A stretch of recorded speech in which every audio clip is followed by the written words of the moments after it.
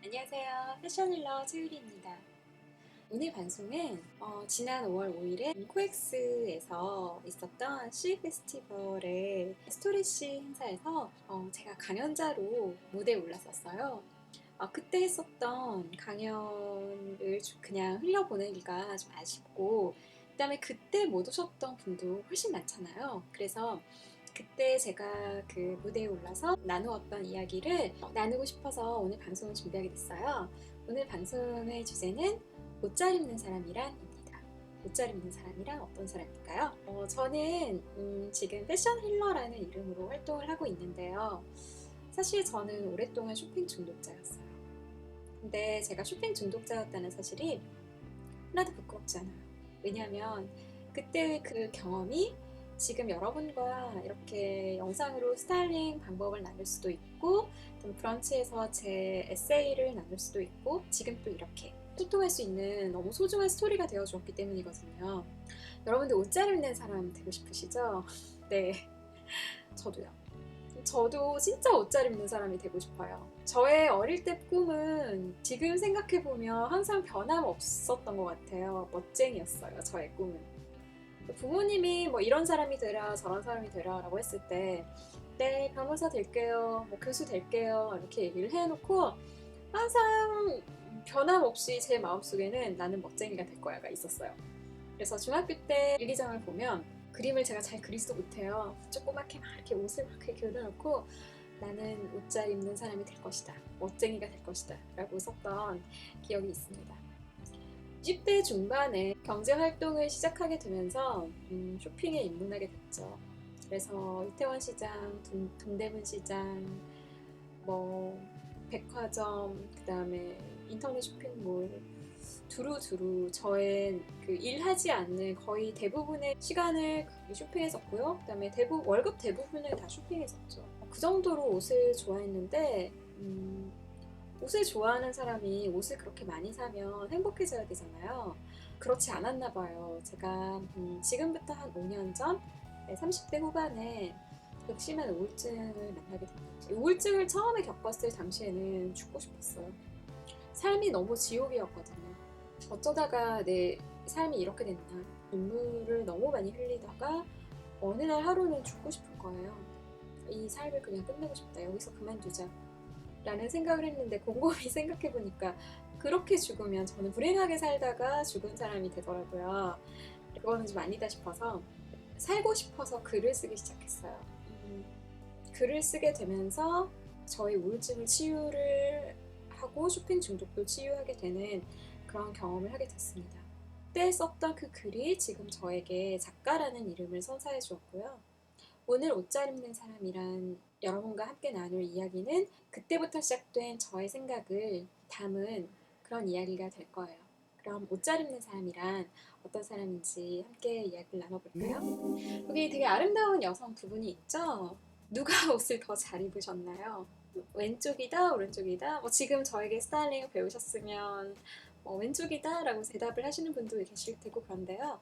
사실 우열을 가리기는 힘들죠. 누가 더 옷을 잘 입었는지는. 그런데 곰곰이 생각을 해보면 누가 더 옷을 잘 입었나라는 그런 논리는 옷을 입는다라는 맥락에서 상당히 자주 발견되는 논리입니다. 경쟁의 논리죠. 베스트 드레서, 워스트 드레서. 같은 옷, 다른 느낌. 동창회 갈 때 내가 주인공이 돼야지. 그런 것들은 다 경쟁의 심리를 반영하고 있죠. 한정판 이런 것들. 남들 다 채가기 전에 내가 사야지 그런 것들. 그런데 그런 경쟁의 논리가 옷 입기에 끼어드는 것이 과연 맞는지는 우리가 좀 생각해 볼 여지가 있는 것 같아요. 왜 옷을 입는 것에 경쟁의 논리가 껴들었나를 곰곰이 생각해 봤더니 옷을 잘 입는다는 것에 대한 사회적 합의가 좀 안 되어 있다라는 생각을 하게 됐어요. 저는 옷을 잘 입는다라고 했을 때 되게 다양한 의미로 말씀을 하시는 것 같아요. 심플하게 입는 사람, 화려하게 입는 사람, 비싼 거 입는 사람, 센스 있게 입는 사람, 아니면 미니멀리스트 등등. 옷을 잘 입는다는 것에 대한 그 다양한 의미가 공존하고 있다는 생각이 들면서 옷을 잘 입는다는 것이 무엇인지에 대해서 이야기를 나눠봐야겠다라는 생각을 했습니다. 제가 한 번씩 제 브런치에 어떤 검색어로 들어오시는지 한 번씩 체크를 하거든요. 검색어를. 네, 항상 하루에 한 번은 등장하는 검색어가 옷 잘 입는 법이라는 검색어예요. 그 정도로 옷을 잘 입는다는 것에 대한 열망은 대단하신 것 같아요. 옷을 잘 입는다는 것이 뭔가에 대해서 제가 입다라는 동사와 접점이 있는 동사들을 세 가지를 선택해서 오늘 연결을 시켜봤어요. 어떤 동사들이 있는지 한번 볼까요? 네, 첫 번째는 먹다입니다. 제가 음식을 먹는다는 것에 옷 입기를 되게 많이 비유하는 거 느끼셨죠? 반대의 법칙 얘기할 때도 반대되는 맛을 우리가 본능적으로 음식을 먹을 때 찾는 것처럼 스타일링도 반대되는 아이템이 끝털룩에 공존할 때 조화롭다라는 말씀을 여러 번 드렸고요. 그 다음은 쓰다입니다. 글을 쓰는 것과 옷을 입는 것이 저는 유사점이 상당히 많다고 생각을 합니다. 그 다음에 세 번째 동사는 살다. 삶을 사는 것과 옷을 입는 것 어떻게 보면 다른 것 같은데 상당히 유사하더라고요. 네. 그래서 이런 동사에다가 잘이라는 부사를 붙였을 때 생성되는 의미에 대해서 한번 생각을 해보고요. 잘 먹다, 잘 쓰다, 잘 살다라는 의미로부터 잘 입는다는 것이 무엇인지 함께 이야기해 보도록 할게요. 잘 먹는 사람이란 어떤 사람인가? 잘 먹는 사람이라고 했을 때 과거에 몇 년 전까지만 해도 우리는 많이 먹는 사람을 말했어요. 그런데 요즘에는 그렇지 않죠. 많이 먹는 건 건강에 안 좋고 소식이 건강에 좋다는 것이 이제 알려지게 되면서 잘 먹는 사람이란 많이 먹는 사람을 의미하지는 않습니다. 그 다음에 저희 엄마가 한 번씩 잘 먹고 다녀라 라고 이렇게 문자 메시지 넣어주시곤 하는데 그때 잘 먹는다라는 것은 끼니를 거르지 않는다는 거죠. 내 끼니를 거르지 않는다는 것이 잘 먹는 것을 다 포괄하는 것은 아닙니다. 그러면 잘 먹는다는 것은 뭘까요? 인스타그램에서 자주 볼 수 있는 사진들입니다. 사진들은 각기 다른 음식을 담아내고 있지만 사진에서 표현하고자 하는 메시지는 비교적 명확하죠. 나 잘 먹고 있어. 자랑하는 거예요. 근데 저런 사진들을 보면 순간 우리는 사진 앞에서 작아지는 자기를 발견하게 됩니다. 저런 걸 먹어야지 뭐 잘 먹는 건가? 거기를 한번 가볼까? 라는 생각도 하게 되죠. 그러나 그런 사진들을 볼 때 잠시 위축될 뿐 우리는 꼭 그 사진에 있는 음식을 다 먹어야 잘 먹는 거라고는 생각하지 않습니다. 왜냐면 먹는다라는 것은 생활이기 때문이죠. 화려해 보이는 음식을 사진을 잘 찍어서 올린다는 것이 잘 먹는다를 포괄하진 않아요. 생활 속에서 늘 잘 먹고 있어야 되죠. 이렇게 사진 찍어놓고 컵라면만 맨날 먹고 있다. 우리는 그 사람을 잘 먹는 사람이라고 말하지 않습니다. 그렇다면 잘 먹는다는 것은 무엇을 의미할까요? 자기 몸에 맞는 건강한 음식을 절제하며 즐기는 사람을 말합니다. 이거를 짧게 요약하면 건강한 식생활을 향유하는 사람이라고 말할 수 있어요. 그렇다면 잘 입는다. 네, 여기 나와 있는 사진을 잘 보시면 그러니까 음식이 옷으로 바뀌었다라는 거 말고는 잘 입는다라는 것을 역시나 자랑하는 사진들입니다. 네, 방금 전에 그 음식 사진들 같은 경우에는요, 음식 사진이기 때문에 저희가 그렇게 잠시 작아질 뿐, 잘 먹는다는 것의 의미에 대해서 그렇게 흔들리지 않거든요. 건강한 식생활에 대한 합의가 어느 정도 되어 있기 때문에 그렇게 흔들리지 않아요. 그냥 얘는 자랑하려고 음식 사진을 찍었구나. 분별력 있게 판단을 할 수가 있는 것 같아요. 그런데 반면에 옷을 입은 사진, 특히 이렇게 몸매랑 비싼 물건 이렇게 과시한 그런 사진들 보면 그때는 이제 좀 힘들어집니다. 왜냐하면 옷이라는 것은 보이는 것이거든요.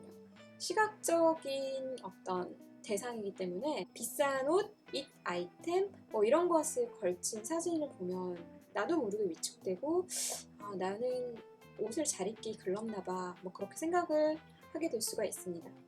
그러나 여기 이분들 패션하고 진짜 거리가 먼 분들이죠. 그런데 이분들도 여전히 옷을 입어요. 우리도 옷을 입고요. 이분들 옷을 잘 입었나요? 네, 자기의 문화와 그 환경에 맞게 그다음에 만족하면서 옷을 입고 있다면 이분들은 옷을 잘 입는 분이라고 할 수가 있어요. 그러면 옷을 잘 입는다는 것은 어떤 것일까요? 옷을 입는다는 것은 우리 단지 패션이 아니라 생활이에요, 생활. 그렇다면 옷을 잘 입는다는 것은 어떤 것일까? 저의 구독자분의 스토리를 말씀드리려고 해요.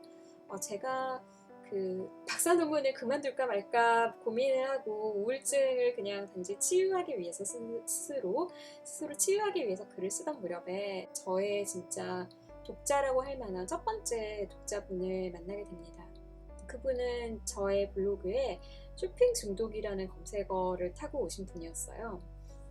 어쩌다가 제 블로그에 방문하게 되셨나 사연을 들어보니까 직장 동료분 중에 본인이 입고 싶은 대로 옷을 입고 출근을 하시는 분을 만난 거예요. 근데 이제 처음에는 그분의 스타일을 동경하다가 점차 그분이 입는 그 비싼 브랜드의 신상을 본인도 사게 되고 누가 먼저 그 브랜드의 신상을 입고 출근을 하느냐의 무서운 전쟁이 되어버린 거예요. 경쟁이 되어버린 거죠. 근데 이제 상대편은 그렇게 옷을 사도 경제적인 타격을 안 입는 분이었는데 이분은 굉장히 타격이 크셨어요. 상당히 많은 빚을 지게 됐고 결국에는 가족들에게 그 빚이 있다는 거를 들키게 되면서 상당한 질타를 받게 되죠. 옷을 좋아하는 거는 사치고 허영이다 라는 말을 듣게 됐고 카드도 뺏기고 용돈도 10만원, 15만원 이 정도로 이제 생활을 하게 되어서 굉장히 많이 우울해하셨어요.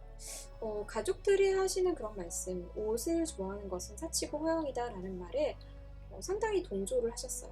그래서 맞아, 내가 죄인이지 라고 생각을 하시다가 한편으로는 나는 옷을 좋아하는데 옷을 좋아하는 나를 숨길 수는 없는데 라고 생각하시면서 굉장한 혼란을 경험하신 거예요. 저는 그분의 눈물 섞인 기나긴 댓글을 읽으면서 이런 생각이 들었습니다. 음식을 좋아하는 사람은 음식을 좋아한다는 이유만으로 탐욕스럽다라는 비난을 받지 않습니다. 그리고 폭식증에 걸렸던 사람은 음식이 불필요하지 않죠. 그분에게도 여전히 음식은 필요합니다. 다만 절제된 식생활이 필요할 뿐이죠. 건강한 식생활이요. 그렇다면 쇼핑 중독의 그 어려움을 겪으셨던 이분은 옷 중단이 아니라 절제된 의생활이 필요할 뿐입니다. 자, 그렇다면 옷 잘 입는 사람이란 어떤 사람인지 정의를 내려본다면 자기가 좋아하는 옷을 절제하며 즐길 줄 아는 사람이라고 할 수 있겠죠. 이것을 짧게 요약하면 건강한 의생활을 향유하는 사람이라고 말씀드릴 수 있겠어요. 그분에게 건강한 의생활이 필요했던 거지 옷을 중단하는 것이 그렇게 극단적인 방법이 필요했던 건 아니었어요. 우리 모두는 옷을 입고요. 우리 모두 옷이 필요합니다. 그리고 음식으로 행복을 누릴 자격이 누구에게나 있듯이 옷으로 행복을 누릴 자격이 누구에게나 있는 거예요. 건강한 의생활은 대체 어떻게 가능한 거예요? 궁금하실 텐데요. 다음 동사를 살펴보면서 건강한 의생활이 어떻게 가능한지 보겠습니다.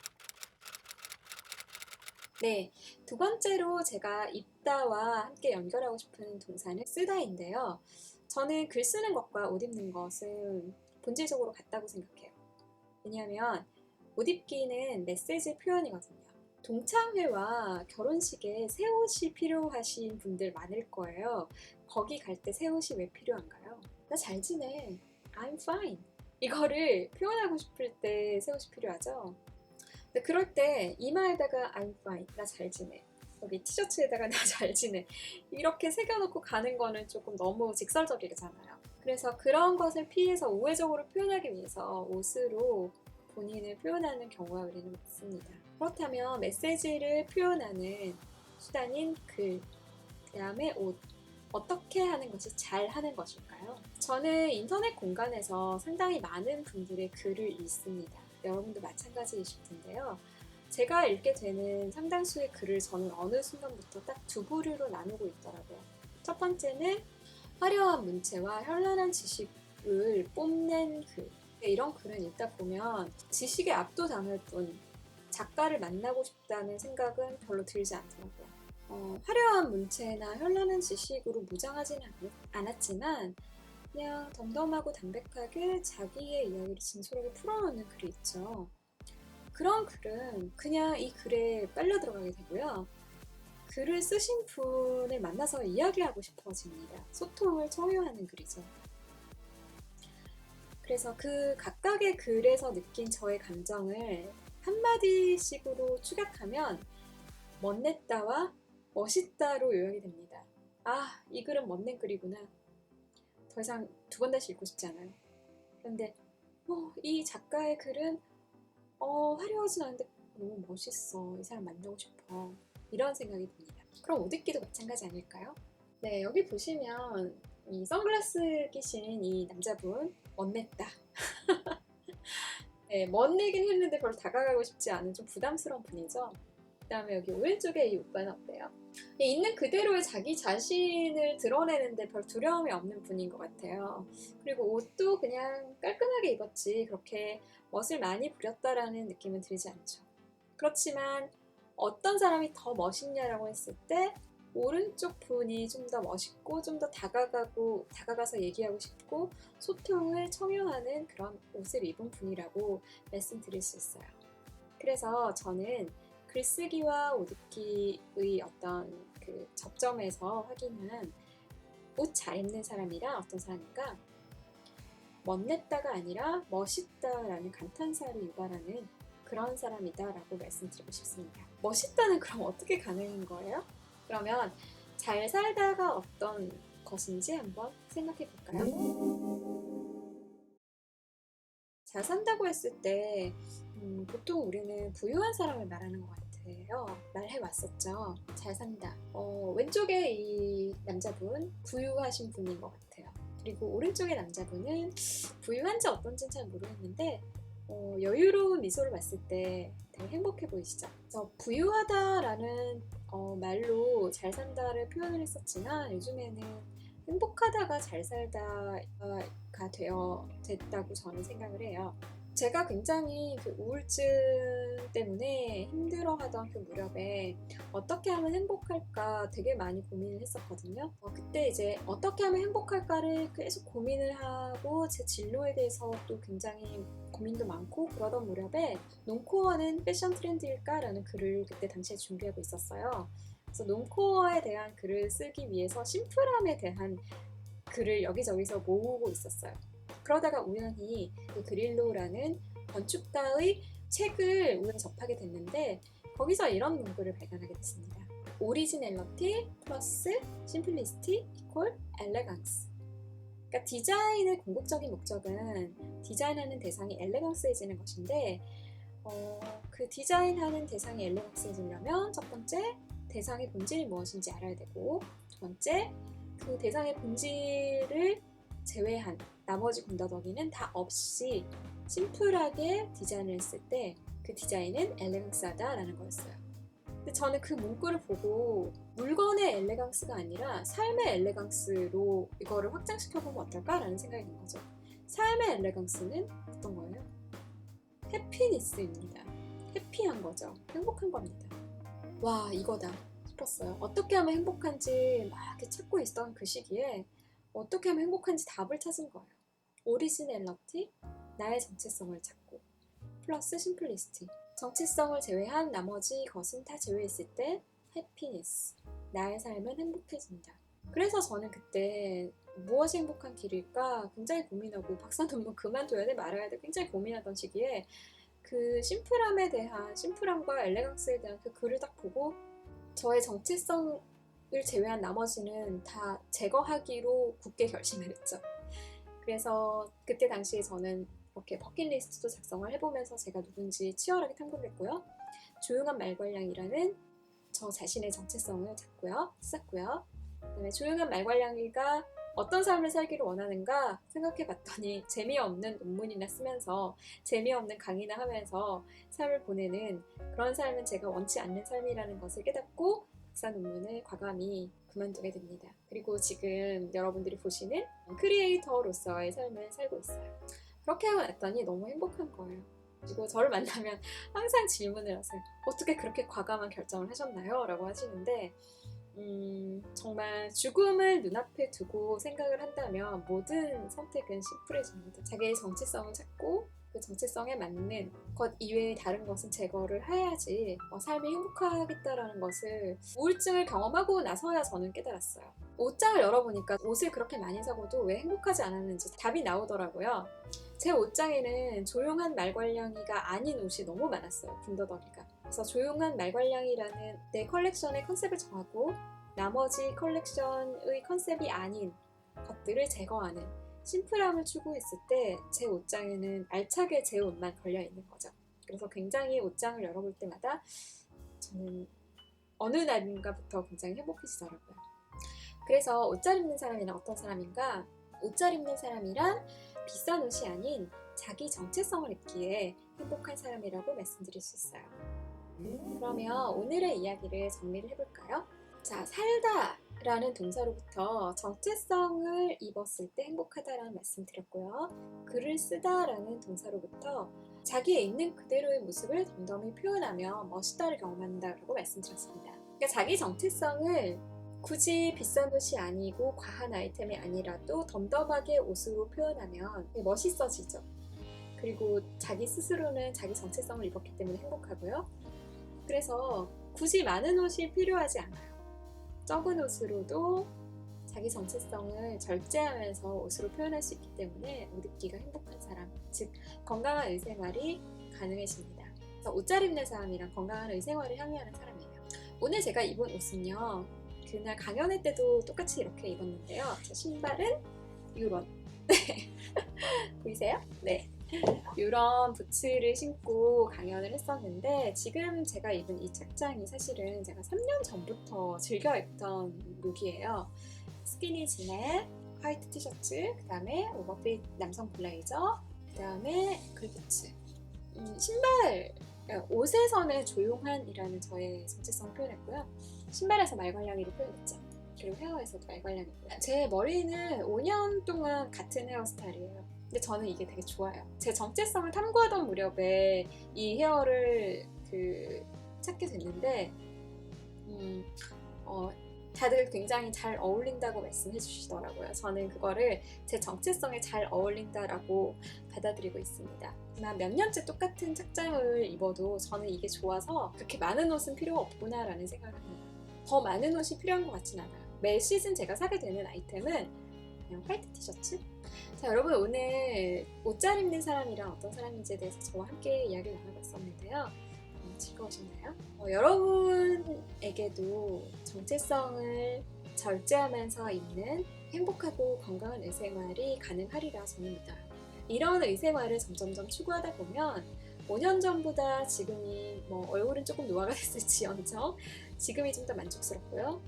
그리고 더 5년 후에는 더 만족스러운 자기 자신이 되어 있을 거라고 믿습니다. 10년 후에 여러분을 기대할게요. 지금까지 조용한 말괄량이이자 패션 힐러 최유리였습니다. 안녕!